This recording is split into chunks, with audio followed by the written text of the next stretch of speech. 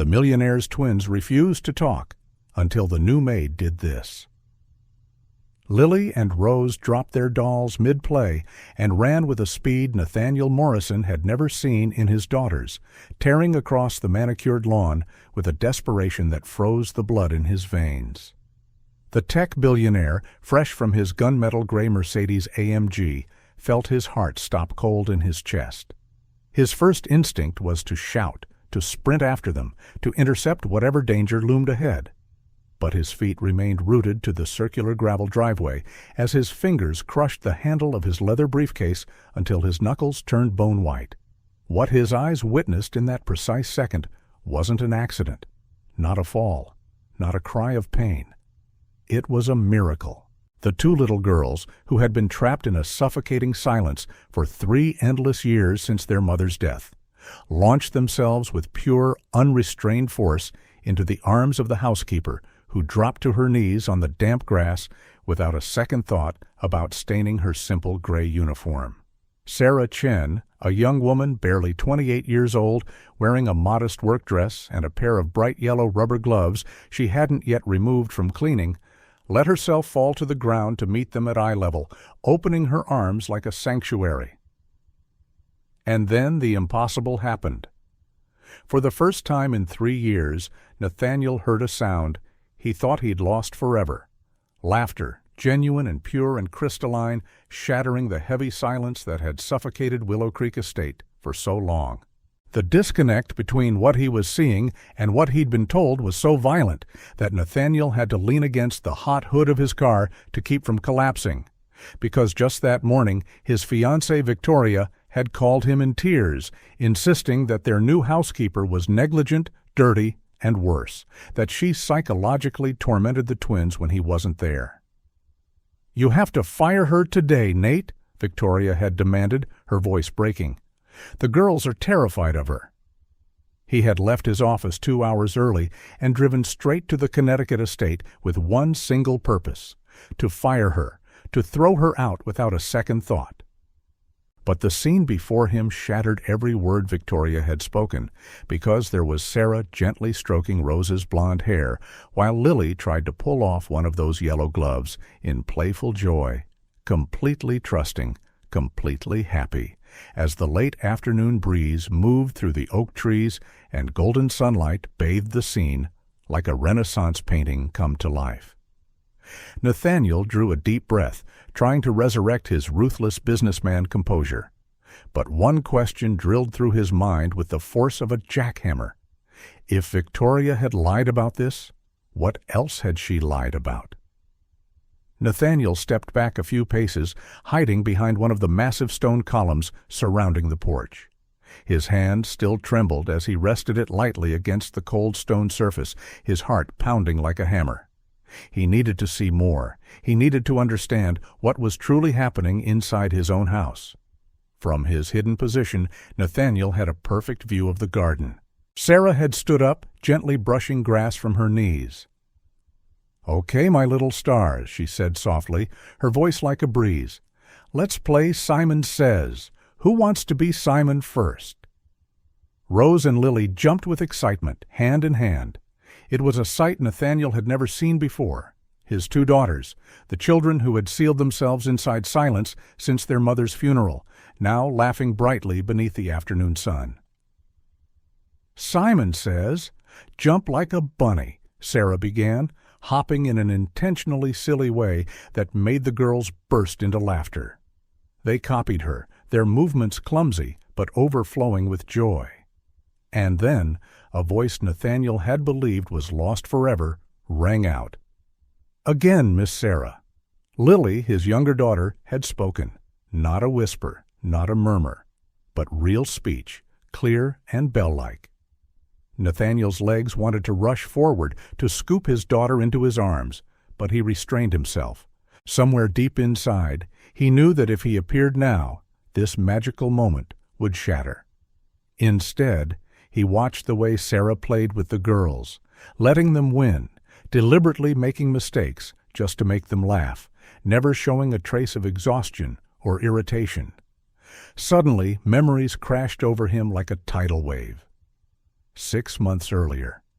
The spotless kitchen. Victoria standing in front of the refrigerator in her pristine white Chanel dress. Rose, the clumsy little girl, had tried to open a carton of orange juice and spilled it all over Victoria's dress. Victoria's scream echoed in Nathaniel's mind as if it had just happened. "Are you kidding me? $5,000! $5,000 for this dress!" Lily had cried.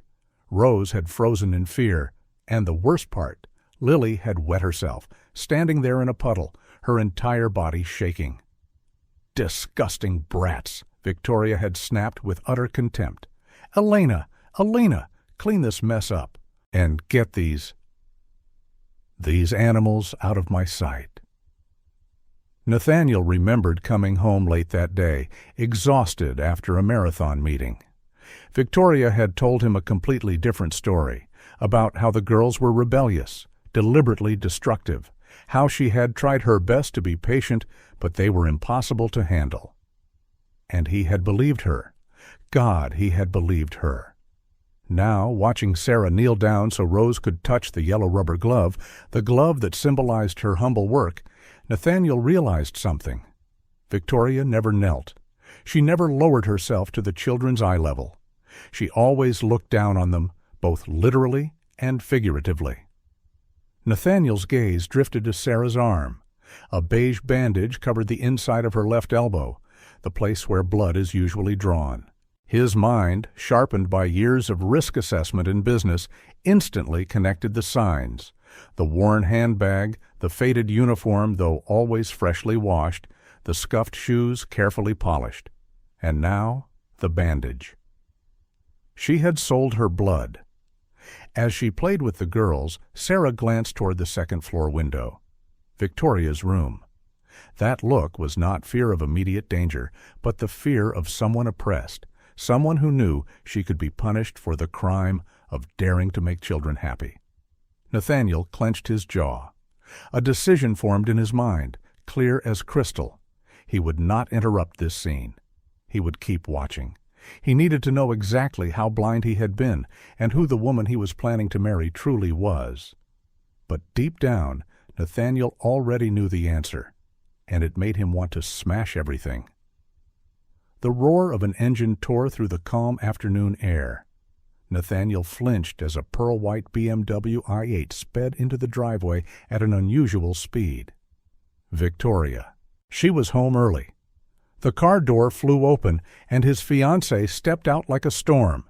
Her white Valentino dress fluttered dramatically, her red Louboutin heels clicking sharply against the gravel. Victoria's face, usually perfected by luxury spas, was now twisted with rage. "Sarah!" Her scream cracked like a whip. "I told you the girl should be napping at 4 p.m. In the garden, time seemed to freeze. Rose and Lily stopped mid-motion, their smiles vanishing as if someone had flipped a switch. Lily, the little girl who had just found her voice again, immediately darted behind Sarah, her tiny hands clutching the gray fabric of her dress. Sarah rose quickly, wiping her hands on her apron. "Ms. Ashford, the girls needed some sunshine and fresh air. The pediatrician recommended—" "Don't you dare argue with me!" Victoria advanced, her finger jabbing toward Sarah's face like a weapon. "You're the help? The help? You do what I say when I say it. Mr. Morrison will fire you the moment he gets home. Pack your things." Nathaniel saw what happened next, and guilt surged through him like acid, corroding his heart. Rose, the child with mild autism who had been in treatment for 2 years, began to rock back and forth. Jerky movements, her hands slapping against her thighs in a chaotic rhythm. A relapse, a symptom he had believed was gone. Lily trembled violently, her mouth open, but no sound coming out. Silence returned, the horrifying silence Nathaniel thought they had finally escaped. Sarah dropped to her knees instantly, despite Victoria screaming above her. "Shh, babies, it's okay," she murmured, her voice soft like a lullaby. "Everything's okay. Let's take deep breaths. Remember? In and out." We can read the Rainbow Fish book inside, okay? The one about making friends? Did you hear me? Victoria shrieked. Get away from them. You're... Victoria? Nathaniel's voice cut through the air like a blade. My office. Now. She startled, spinning around to stare at him, eyes wide with shock. For a fraction of a second, Nathaniel saw calculation flash across her face, her mind working, strategizing. Then, like a seasoned actress, Victoria transformed completely. Nate, darling, her voice turned sickeningly sweet. You're home early. I was just, well, the girls were outside when they should have been resting. I was worried about their health. Office, now, Nathaniel repeated, his tone leaving no room for debate. He stepped out from the shadow of the column and moved toward the garden. Rose and Lily stared at their father with wide eyes, not with joy, but with fear. They weren't used to being protected by him. They had never seen him stand on their side. Sarah looked up at Nathaniel, her dark brown eyes filled with both gratitude and worry. She stood, keeping the girls tucked safely behind her. Nathaniel turned to Sarah, his voice suddenly gentle. Take the girls to the kitchen. Give them whatever they want. Then he looked back at Victoria, his gaze cold as ancient ice. You and I need to talk. The office door closed with a solid click. Nathaniel did not sit down behind the walnut desk as he usually did. Instead, he stood there, one hand braced on the back of the chair, staring at Victoria with an icy gaze. She's manipulating them, Victoria attacked immediately, her voice trembling like that of someone wronged. Making them dependent on her. Nate, can't you see? She's turning your daughters against me, against anyone who tries to discipline them properly. Lily spoke today, Nathaniel said, his voice flat but carrying the weight of truth. For the first time in 3 years. Victoria's face went pale. What? No, that's impossible. You're mistaken, darling. The doctor said it could take years of therapy. I heard it very clearly, Nathaniel cut in, and they were laughing, with her, not screaming, not hiding. Laughing. In an instant, Victoria realized the attack strategy was no longer working. She shifted tactics with lightning speed. Tears welled up, perfect tears, not disturbing her makeup in the slightest. You don't trust me anymore? She whispered, her voice breaking. Nate, I love those girls like my own. I'm trying to protect them. But that woman, you know nothing about her past. What are you talking about? Victoria pulled her phone from her Hermes bag, her fingers swiping quickly across the screen. I did a background check for the girls' safety. She turned the screen toward Nathaniel. An old article appeared, the bold black headline reading like an obituary. Nurse Sarah Chen convicted in fatal medication error. 4-year-old dies. Below it was a photo. Sarah, younger and thinner, wearing an orange prison uniform, her hands cuffed, her face soaked with tears. Sentenced to 2 years, medical license permanently revoked. Nathaniel felt the ground shift beneath his feet. He stared at the image, then looked up toward the window, where Sarah was leading Rose and Lily inside, Lily's small hand still tightly gripping hers. She killed a child, Nate? Victoria pressed closer, her voice dropping into a poisonous whisper. A 4-year-old boy, a medication error, and now she's alone with your daughters every single day. Do you want to risk it? Do you want to wake up one morning and find... Stop. Nathaniel raised a hand, his mind spinning. His phone vibrated in his jacket pocket. The screen lit up with a name. Marcus Kane. He read the message. Nate, we need to talk. About Victoria. I found something. It's urgent. Nathaniel looked at the article, at Victoria, then back out the window. 2 violently opposing images clashed in his mind. Sarah, the killer, and Sarah, the woman who had made his daughters laugh for the first time in 3 years. I need time to think, he said at last, his voice exhausted. Victoria nodded, a flicker of triumph flashing in her eyes. "Of course, darling. Take all the time you need. But please, think about the girl's safety first." She left the room, leaving Nathaniel standing alone as darkness began to fall. He held the article in his hand and stared out the window. Sarah was holding both girls in her arms, her head bent as she said something that made them smile. The dim golden light of the Marlowe Club, a private bar for Manhattan's elite, reflected off the glass of whiskey Nathaniel had yet to touch. Marcus Kane sat across from him, a laptop open on the dark wooden table. "The background check for the prenup, just like you asked," Marcus began, his voice low and serious. "Nate, I found a problem, a big one." Nathaniel leaned back, bracing himself. "Say it." Marcus turned the laptop screen toward him. "Ashford Pharma is sinking. A class action lawsuit tied to the opioid crisis. They're facing $2 billion in damages. The company will be bankrupt within 6 months. Victoria said her family was still financially stable." "Victoria is lying," Marcus said, opening another file. "She has $50 million in personal debt. Credit cards, private loans, lifestyle expenses." He paused, locking eyes with Nathaniel. "Nate, she needs your money to survive." Marcus scrolled to an email. "This is an exchange between Victoria and her private attorney, sent 3 weeks ago. Once married, push for immediate liquidation of his tech stocks into a joint account. He won't suspect during the honeymoon phase." Nathaniel felt like he'd been punched in the gut. Jesus Christ. "There's more." Marcus opened a photo folder. A picture showed Victoria in Monte Carlo, Monaco, wrapped around a gray-haired man in an Armani suit, kissing on a yacht. "Last week, while she told you she was on a business trip to London." The next screen displayed text messages between Victoria and a friend. "2 more months tolerating those brats. Once I have the ring, they're going straight to boarding school in Switzerland. Out of sight, out of mind."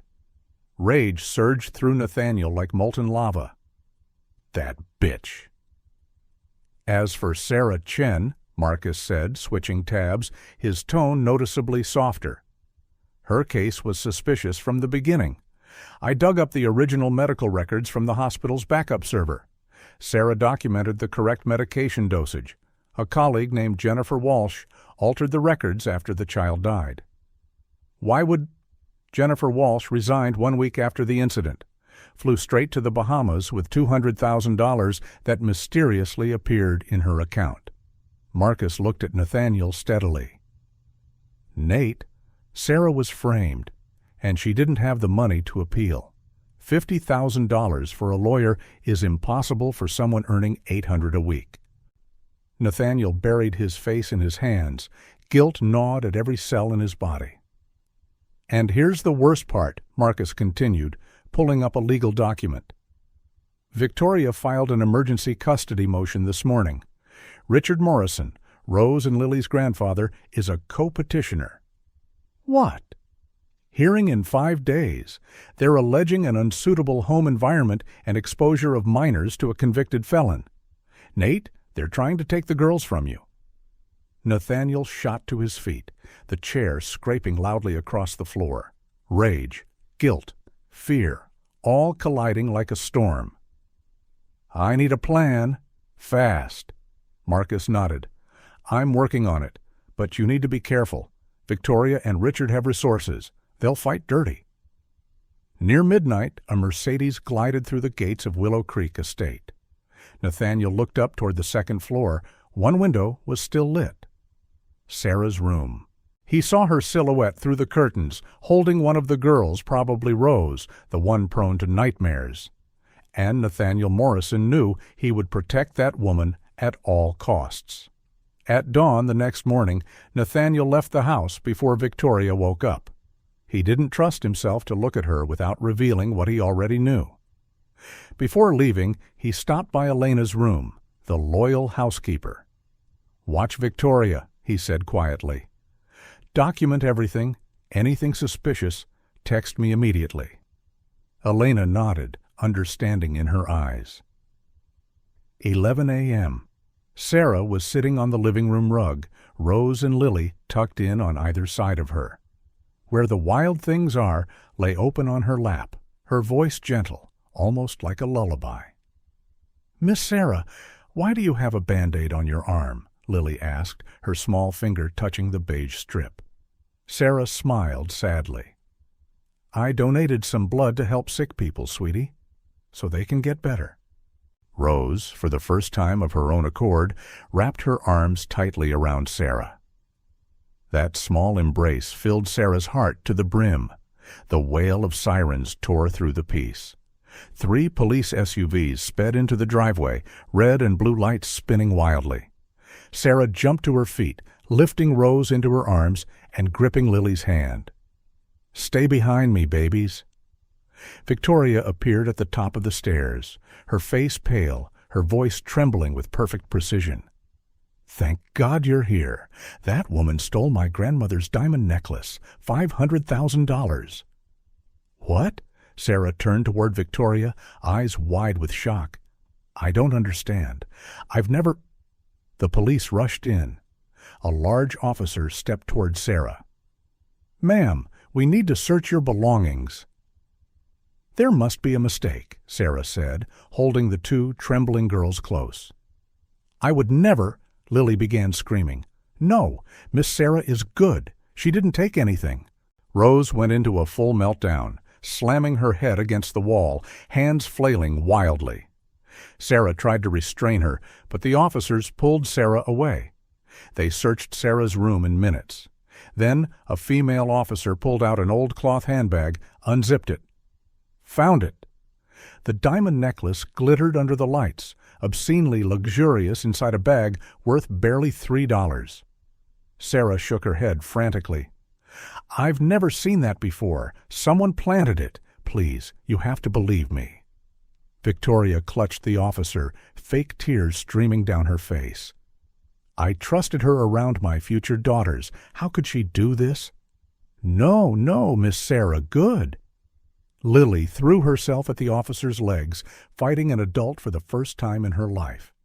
Rose bit the arm of the officer, trying to drag Sarah away. Blood welled up. Chaos erupted. "Please!" Sarah dropped to her knees, hands outstretched. "Not in front of them. Please, don't do this in front of the children." But the handcuffs snapped shut around her wrists. Cold metal. Tight. Final. Elena ran out from the kitchen. "This is wrong. Mr. Morrison needs to know. She would never—" "Elena!" Victoria turned sharply, her voice like a blade. "You're fired if you say one more word." But Elena had already sent the text. Her trembling fingers typed, "Emergency. Sarah arrested. Girls hysterical." Sarah was led outside. She turned her head and saw Rose and Lily sobbing until they gagged on the carpet. The image would haunt her forever. The police car door slammed shut. Through the glass, Sarah saw Victoria standing on the porch, hands on her hips, and she smiled. A cold Victoria smile. "Good riddance, bitch." Nathaniel's phone vibrated nonstop like an alarm siren. A message from Elena flashed on the screen. "Emergency! Sarah arrested. Girls hysterical." Moments later, a news alert popped up. Tech billionaire's nanny arrested for grand larceny. Nathaniel slammed the accelerator to the floor. The Mercedes AMG roared like a beast, tearing through the streets of Connecticut at 140 miles per hour. A 45-minute drive became 18. Horns blared, but he didn't care. With trembling fingers, he dialed Marcus. "Get to Willow Creek Police Department. Stop the booking. Now." "Already on it, Nate," Marcus replied through his car's speaker. "Check the security footage I just sent. You need to see this." Nathaniel drove with one hand, opened the email with the other. The video loaded. 10 a.m. Second-floor hallway camera. Victoria slipped into Sarah's room, glanced around, pulled the diamond necklace from her coat pocket, and shoved it into the bottom of Sarah's old handbag. 5 minutes later, she dialed 911. "That bitch!" Nathaniel hissed through clenched teeth. The car tore through the estate gates, gravel spraying everywhere. Nathaniel burst into the house. Pure chaos. Rose and Lily's cries echoed from somewhere inside. He found them locked inside a closet, clinging to each other, shaking uncontrollably. Victoria stood outside the closet door, pretending to be distraught. "Oh, Nate, thank God you're home. The girls are so traumatized. That woman." "Where is she?" Nathaniel's voice was colder than ancient ice. "That thief? The police took her to—" "Elena!" Nathaniel shouted. "Take the girls to the garden. Lock the doors. Don't let anyone in except me." He turned to Victoria, grabbed her arm, and dragged her into the office. The door slammed shut. Locked. "Nate, you're hurting me." He opened his laptop and turned the screen toward her. The security footage played. Her face drained to a corpse-like gray. "I can explain. I was testing her. I needed to know if she was trustworthy." "Stop!" Nathaniel opened another file. Emails with her lawyer. Messages about boarding school. And this? Then the final file. Footage from the hidden cameras in the girls' room that Elena had secretly installed. Victoria pinching Rose. Victoria locking Lily in a dark room. Victoria on the phone. Those little parasites. Victoria's mask shattered. Her eyes burned with vicious rage. "You self-righteous prick! Your wife died because you were the one driving that night." Nathaniel stepped closer, his voice terrifyingly calm. "You have 10 minutes. Pack your things. Leave my house. If you're still here at minute 11, security will throw you out." Victoria sneered. "Richard and I will destroy you. We'll take those brats, and that white trash ex-con will rot in jail where she belongs." "Try me." 20 minutes later, Nathaniel drove like a madman to the police station. Marcus was already there with bail papers, but his face was ashen. "Nate, we've got a problem. Sarah collapsed in the holding cell." An ambulance siren wailed. Paramedics rushed out a gurney. Sarah lay motionless, her face deathly pale, an IV line in her arm. "Severe dehydration, malnutrition, anemia," the doctor reported. "Her body is shutting down." Nathaniel climbed into the ambulance, clutching Sarah's icy hand. "I'm so sorry. I should have known. Please wake up. Please." But Sarah didn't respond. Only the ambulance siren dissolved into the night. The harsh white-blue lights of the hospital made Sarah slowly open her eyes. The steady beep of the heart monitor, the sharp scent of antiseptic. An IV line taped to her arm. Then the memories crashed back like a tidal wave. Police, handcuffs, Rose and Lily crying. Sarah jolted upright, ripping at the IV. "Mia, where's my daughter?" A warm hand pressed gently on her shoulder. Nathaniel. "She's safe, Sarah.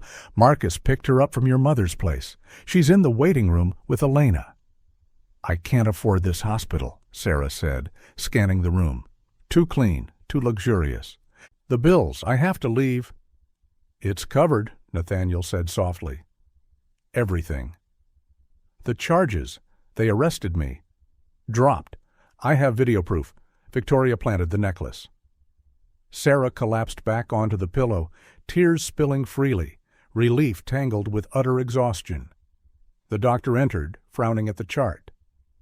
"Ms. Chen, severe malnutrition. When was the last time you ate a full meal?" Sarah said nothing. "And you donated blood twice in 3 days. Why would you do that in your condition?" Sarah whispered, her voice breaking. "David's wheelchair broke. Insurance denied coverage. $2,800. I needed the money." Nathaniel felt his heart being crushed in an invisible grip. Sarah's worn handbag sat on the chair beside the bed. Bills spilled out in every direction. "May I?" Nathaniel asked. Sarah nodded weakly. He opened the bag. His world collapsed. Hospital bills. $187,000. Alzheimer's care and dialysis for Sarah's mother. An eviction notice, final warning. Loan shark letters. $25,000 by Friday, or we visit your family. A creased photograph. Sarah holding a 4-year-old girl, Mia. Beside them, an elderly woman in a wheelchair and a teenage boy half paralyzed, David. A nursing license stamped in brutal red, revoked. Prison release papers. I was framed, Sarah began, her voice trembling. A co-worker, Jennifer Walsh, altered the medical records. A 4-year-old boy, Jake, died from an allergic reaction. Not my mistake, but I couldn't afford a $50,000 appeal lawyer. I work 3 jobs, she continued. Housekeeper for you, dishwasher at night, Uber driver at dawn, 90% goes to my mother's care and David's medical needs. I sell blood to feed Mia. Tears streamed down her cheeks. I knew if you knew my past, you'd never hire me. But Lily and Rose, they needed someone, and I needed them too. Why do you still love children? Nathaniel asked, his voice choking. After everything? Sarah looked straight into his eyes. Because I killed one. I can't bring Jake back, but I can save others. It's all I have left. Nathaniel stood and stepped outside. His fingers flew over his phone, issuing commands like a general on a battlefield. Marcus, pay all her debts, anonymous. Hospital billing, VIP suite, my personal account. Find Jennifer Walsh in the Bahamas. Get me a confession. Security team, deal with those loan sharks, legally but firmly. He returned to the room, sat beside Sarah, and took her frail hand in his. You're not alone anymore. 2 days later, Sarah was discharged from the hospital. Nathaniel stood by her bed, holding a bag of new clothes. You're staying at the estate. No arguments. Mr. Morrison, I can't. It's Nate, and yes, you can. His voice left no room for debate. As the car pulled into Willow Creek, Sarah noticed that every trace of Victoria was gone. The second-floor living room, once saturated with Chanel perfume, now carried a soft scent of lavender. Her belongings had already been moved in. Mia? Sarah whispered. Nathaniel opened the bedroom door. The 4-year-old girl was sitting on the rug with Lily and Rose, stacking wooden blocks. Mommy! Mia ran straight into Sarah's arms. All 3 girls clung to her at once. You came back, Lily cried. Rose spoke, her voice small but clear. Don't leave again. Mia looked up. Mommy, is this our new home? Sarah looked at Nathaniel through tears. For now, baby. That evening, Nathaniel found Sarah on the balcony, gazing up at a sky filled with stars. We need to talk. Sarah turned, worry written across her face. Richard Morrison filed a custody lawsuit, hearing in 2 weeks, Nathaniel said bluntly. He's using your arrest, claims my home is unstable. I'll testify. I'll do whatever. Marry me? The air seemed to stop moving. What? Sarah took a step back. If you're my wife, you're their legal stepmother. Richard's case collapses. Nathaniel stepped closer. You'll have parental rights. A fake marriage? Sarah whispered. Just for the case? Nathaniel stopped, his gaze deep and unwavering. I want you in our lives, however you'll stay. Nate, I'm an ex-con with mountains of debt and a daughter from... Her voice broke. Your world will destroy me. Then let them try. He dropped to one knee right there on the cold tile floor. Sarah, my daughter spoke because of you. I've been dead for 3 years. You made me remember what living feels like. Why me? Because when the police came, you protected my daughters first. Because you sell your blood for your family. Because you're the strongest person I've ever met. His voice trembled. And because I'm falling in love with you.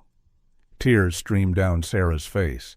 I've loved you since the moment you stood up for your girls. Yes, I'll marry you. Nathaniel stood and pulled her into his arms. Their kiss, gentle, desperate, full of hope. Years of suffering melted away. "Ew!" 3 small voices echoed from the doorway. Mia, Lily, and Rose stood there, hands on their bellies, giggling uncontrollably. "Mommy's going to be Lily and Rose's mommy too?" Mia asked. Sarah knelt down. "If they want me." The girls rushed into her arms. Laughter, happiness. But outside the gates, inside a black sedan, Richard Morrison sat beside his lawyer, watching through binoculars. "An ex-con with her own bastard child," he sneered. "This just got easier than I thought." The Connecticut County Courthouse was packed. Reporters crowded the aisles. Camera flashes exploded nonstop. 2 weeks had passed like a waking nightmare. At the plaintiff's table sat Richard Morrison, a 70-year-old man in a Savile Row suit, flanked by 5 attorneys. Beside them was Dr. Patricia Kerrigan, a renowned pediatric psychologist, and Victoria Ashford, dressed in solemn black like a widow. At the defense table sat Marcus, Nathaniel, and Sarah, the woman trembling in a simple gray suit. Judge Thompson struck the gavel. "Court is in session." Richard's attorney rose, a tall man with a thunderous voice. "My granddaughters are in danger. Mr. Morrison married a convicted felon mere days before this hearing. Clear fraud. This woman killed a child. She associates with loan sharks. She is unfit." The large screen lit up. Sarah's mugshot in an orange prison uniform. Conviction records, photos of a filthy rundown apartment, loan shark documents, a death certificate, Mia's father, heroin overdose. Sarah lowered her head, shame burning through her skin. "Objection!" Marcus leapt to his feet. "This is character assassination, not evidence."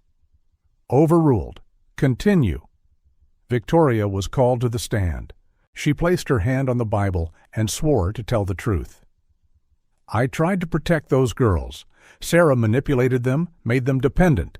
The day I called the police, I found my necklace in her bag." Marcus stood and pressed the remote. The screen played video footage. Victoria sneaking into Sarah's room at 9 a.m., slipping the necklace into Sarah's bag. The courtroom erupted. Victoria's mouth fell open. That's edited. Fake." Dr. Kerrigan took the stand, thick glasses perched on her nose. "The children exhibit abnormal dependency on the defendant. Stockholm Syndrome. They require 6 months of deprogramming." Marcus stepped forward. "Doctor, were you aware that Lily Morrison spoke for the first time in 3 years after Sarah arrived?" That's not in my report." "Were you aware that Rose stopped self-harming?" "The grandfather reported no such—" Marcus played another video, Rose slamming her head into a wall. Victoria stood watching, cold and unmoving. "Does that look healthy, doctor?" Dr. Kerrigan went pale. Sarah took the witness stand. Richard's attorney attacked immediately. "You killed a child. Why should we trust you with 2 more?" Sarah pulled a worn, creased photograph from her pocket. "This is Jake, the child I couldn't save. I carry his photo every day. Every morning I look at it and swear to save other children in his memory." Her voice trembled. "Last week Lily told me, 'Mommy Sarah makes the scared go away.' I can't bring Jake back, but I will never let Lily and Rose live in fear again." The courtroom fell completely silent. Marcus rose. "Your Honor, I have new evidence." The screen switched to a video call. Jennifer Walsh appeared from the Bahamas, face ashen.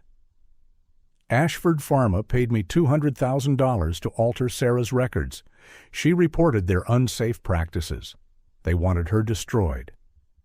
The original medical records appeared. Sarah had documented the correct dosage. Jake had died from an undiscovered allergy.